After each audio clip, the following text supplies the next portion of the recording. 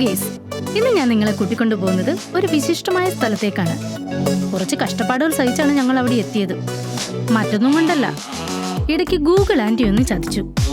ശരിക്കുള്ള വഴിയിൽ ബ്ലോക്ക് ആയതിനാൽ പോലീസ് റൂട്ടൊന്ന് മാറ്റിവിട്ടിരുന്നു. പിന്നെ പറയണ്ടല്ലോ, ഗൂഗിൾ ആൻറ്റി ഉള്ള പഞ്ചായത്ത് മുഴുവൻ ഞങ്ങളെ കയറ്റി ഇറക്കി. അവസാനം ആ പോകുന്ന ഫാമിലിയാണ് വഴി കാണിച്ചു തന്നത്. വളരെ ദുർഘടം പിടിച്ച വഴിയിലൂടെയാണ് യാത്ര. എന്തായാലും ഞങ്ങൾ പോകുന്ന വഴികളൊക്കെ നിങ്ങൾക്ക് കാണാൻ സാധിക്കും.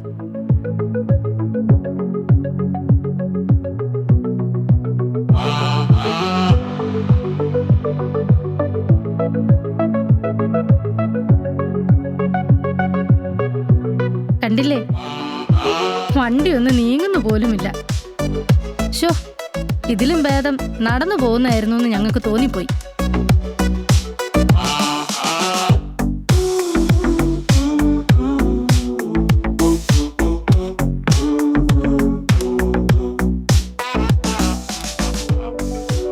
അങ്ങനെ നമ്മൾ പ്രകൃതി രമണീയമായ ഒരു സ്ഥലത്ത് എത്തിച്ചേർന്നിരിക്കുന്നു. അക്കേഷ്യ പൈൻമരങ്ങൾക്കിടയിലൂടെ പ്രകൃതി ഭംഗി ആസ്വദിച്ചുകൊണ്ടാണ് ഇപ്പോൾ നമ്മൾ പോയിക്കൊണ്ടിരിക്കുന്നത്.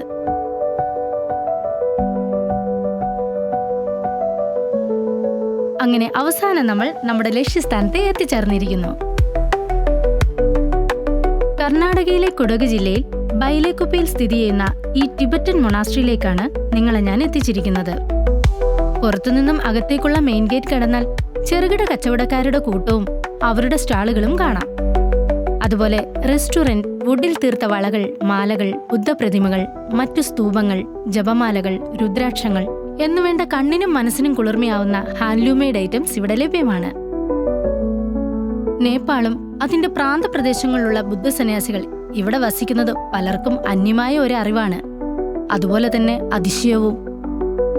6 മാതൃകാ മൊണാസ്ട്രികളിൽ അരാഷ്ട്രീയവാദികളുടെ വംശീയഭീഷണി നേരിട്ട പാലിയു ലീനിയേജിലെ ഒരു പറ്റം ബുദ്ധസന്യാസിമാർ അധികാരമോഹികളോട് പടവെട്ടാനാവതില്ലാതെ നിലനിൽപ്പിനായി ജനിച്ചു വീണ മണ്ണിൽ നിന്ന് പലായനം ചെയ്തുവെന്നും അവർ എത്തിപ്പെട്ടത് കൂർഗിലായിരുന്നുവെന്നുമാണ് ചരിത്രം പറയപ്പെടുന്നത്.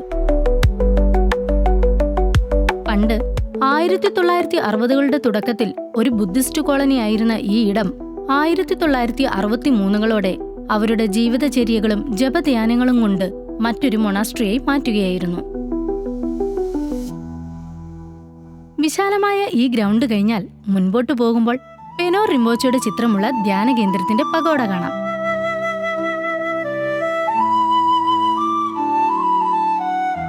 ദാ നോക്കൂ, എത്ര സുന്ദരമാണ്.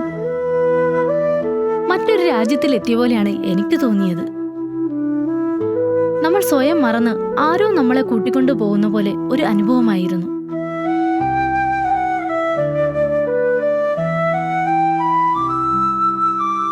പാലിയോൾ വംശധാരയിലെ 11ാം കിരീടധാരിയായ പെനോർ റിംപോച്ചയാണ് ഈ മഠത്തിന്റെ സ്ഥാപകനും ഗുരുവും. മുളങ്കാലുകൾക്കിടയിൽ തുടങ്ങിയ ഈ സന്യാസിമാരുടെ വാസം ആവശ്യമായി കണ്ട് ഭാരത സർക്കാർ ഇവർക്ക് വേണ്ട സഹായങ്ങൾ ചെയ്തു നൽകി. പട്ടയഭൂമി അനുവദിക്കുന്നതിൽ സർക്കാർ ഒരു പിശുക്കും കാട്ടിയില്ലെന്ന് ഇവിടെ വന്ന് ചുറ്റിത്തിരിയുന്ന നമ്മൾക്ക് മനസ്സിലാക്കാൻ കഴിയുന്നതാണ്. 95-ൽ പൂർണ്ണഭാവത്തിലേക്ക് പണി ആരംഭിച്ച ഈ ആരാധനാ കേന്ദ്രം 1999കളുടെ മധ്യത്തിലാണ് ഗോൾഡൻ ടെമ്പിൾ എന്ന പേരിൽ ഭക്തർക്കും വിനോദസഞ്ചാരികൾക്കുമായി തുറന്നുകൊടുത്തത്. ഇവിടെ ബുദ്ധ വിദ്യാപീഠവും സ്ഥിതി ചെയ്യുന്നു. ടിബറ്റൻ ചൈനീസ് സംസ്കാരങ്ങളുടെ വാസ്തുസങ്കല്പമായ പഗോഡ രൂപത്തിലാണ് ഇവിടെ നിർമ്മിതികൾ. ധ്രുവപ്രതിഷ്ഠകളും ചിത്രരൂപത്തിലുള്ള ഓറ സങ്കല്പങ്ങളും ഈ പഗോഡയിൽ കൊത്തിവെച്ചിരിക്കുന്നത് കാണാം.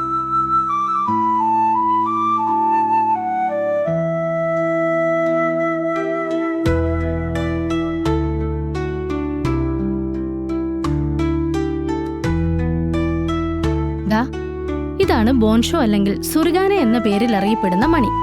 ഈ മണി ഇവിടുത്തെ പ്രധാന ഒരു ആകർഷണമാണ്. ആ കാണുന്നതാണ് പ്രധാന ധ്യാനകേന്ദ്രം.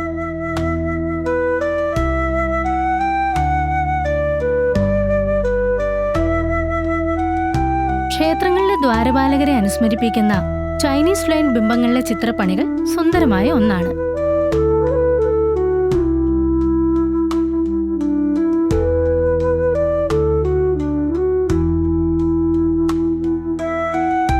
പ്രധാന ധ്യാന കേന്ദ്രത്തിലേക്ക് എത്തിയിരിക്കുകയാണ്.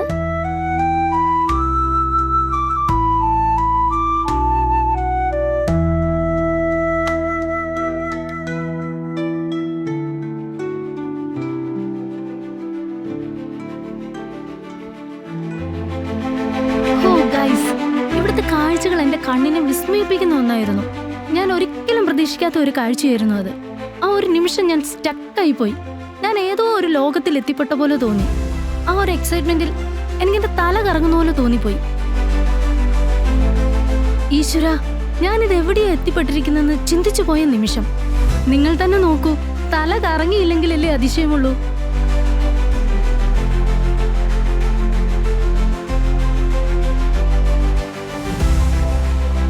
ഇവിടുത്തെ പ്രതിഷ്ഠകൾ 3 ശ്രീബുദ്ധന് ഇരുവശത്തുമായി മറ്റു 2 പ്രതിഷ്ഠകളും കാണാം.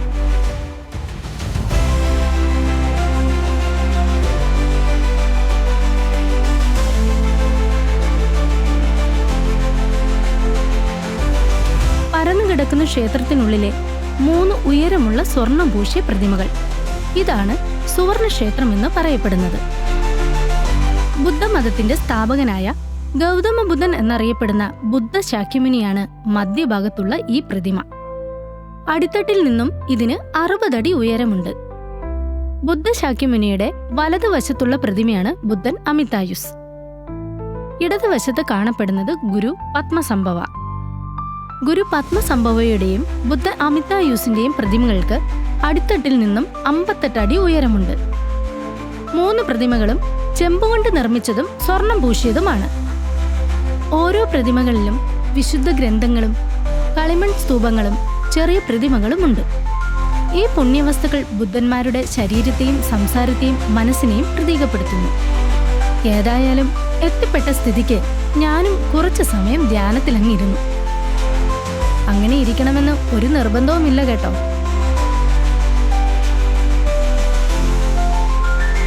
ഇവിടെ വന്നു കഴിഞ്ഞാൽ ജാതിമത ഭേദമന്യേ ഭക്തരെയും വിനോദസഞ്ചാരികളെയും നിങ്ങൾക്ക് കാണാം. ഇവിടെ ഒരിക്കലേലും നിങ്ങൾക്ക് എത്തിപ്പെടാൻ കഴിഞ്ഞാൽ നിങ്ങളുടെ ഭാഗ്യമെന്നേ എനിക്ക് പറയാൻ കഴിയൂ. നമ്മളിൽ എത്ര പേർക്ക് ടിബറ്റിൽ പോകാൻ കഴിയും? ഇവിടെ വന്നൊന്ന് നോക്കൂ, നിങ്ങൾ ടിബറ്റിൽ എത്തിപ്പെട്ട പോലെ തന്നെ ഒരു ഫീലാണ്. കുറെ കുട്ടി സന്യാസിമാരും മുതിർന്ന സന്യാസിമാരെയും ഒക്കെ കാണാൻ കഴിയും. നമ്മുടെ പഴയ യോധ സിനിമയും അക്വസേട്ടനെയൊക്കെ ഒരിക്കൽ കൂടി ഞാൻ ഓർത്തു. പറ്റുന്നവരെല്ലാം ഇവിടെ വരെ ഒന്ന് വരണം കേട്ടോ. വന്നതുകൊണ്ട് നിങ്ങൾക്ക് ഒരു നഷ്ടവും വരാൻ പോകുന്നില്ല. ഈ സുവർണക്ഷേത്രത്തിന്റെ യഥാർത്ഥ പേര് പത്മസംഭവ ബുദ്ധിസ്റ്റ് വിഹാര എന്നാണ്. ബട്ട് ആളുകൾക്ക് എളുപ്പത്തിൽ എത്തിച്ചേരുവാനും പെട്ടെന്ന് മനസ്സിലാക്കാനും വേണ്ടിയാണ് ഗോൾഡൻ ടെമ്പിൾ എന്ന പേര് നൽകപ്പെട്ടത്. എനിക്ക് വളരെ കുറച്ച് മാത്രമാണ് ഷൂട്ട് ചെയ്യാൻ കഴിഞ്ഞത്. വളരെ വൈകിയാണ് അവിടെ എത്തിപ്പെട്ടത്. ഇത്രയധികം കാണുവാനും മനസ്സിലാക്കുവാനും ഉണ്ടെന്നുള്ളത് ചെന്നെത്തിയതിന് ശേഷമാണ് അറിഞ്ഞത്. സോ നിങ്ങൾ പോകുമ്പോൾ രാവിലെ തന്നെ എത്തിപ്പെടാൻ ശ്രമിക്കുക. ഇവിടെ രാവിലെ 7 മണി മുതൽ വൈകിട്ട് 7 മണി വരെയാണ് തുറന്നു പ്രവർത്തിക്കുന്നത്.